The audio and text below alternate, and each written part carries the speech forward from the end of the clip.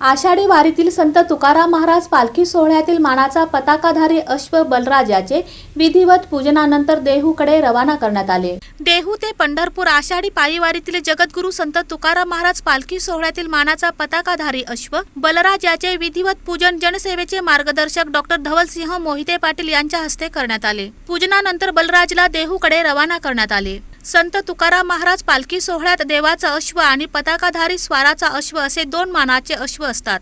यापैकी पताकाधारी स्वाराचा अश्व देण्याची परंपरा स्वर्गीय प्रतापसिंह मोहिते पाटील यांनी 41 वर्षापूर्वी सुरू केली होती। ही परंपरा आता डॉक्टर धवलसिंह मोहिते पाटील पुढे चालवत आहेत। यावेळी बोलताना डॉक्टर मोहिते पाटील यांनी सांगितले की 41 वर्षांपूर्वी पालखी सोहळ्यातील एक अश्व आजारी पडल्याने संस्थांच्या पदाधिकाऱ्यांनी स्वर्गीय प्रतापसिंह मोहिते पाटील यांच्याकडे कायमस्वरूपी अश्व देण्याची विनंती केली। त्यानंतर सुरू झालेली ही सेवा आजही अखंड सुरू आहे। 5 वर्षांचा बलराज हा उदयपूर राजघराण्यातील जातिवंत अश्वाच्या वंशातील असून यंदाचे त्याचे पालखी सोहळ्यातील 3रे वर्ष आहे।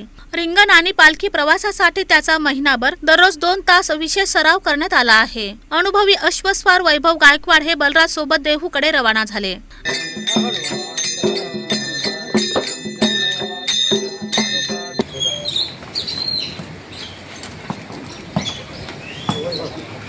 धवलनगर येथील प्रतापगडावर झालेल्या पूजन सोहळ्यास पद्मजा देवी मोहिते पाटील, माणिकराव मिसाळ, अण्णासाहेब शिंदे, भोजराज माने, विजय माने, हरिभाऊ माने, चंद्रकांत कोळेकर, दीपक पिंजारी, ज्योती कुंभार यांच्यासह अनेक मान्यवर उपस्थित होते।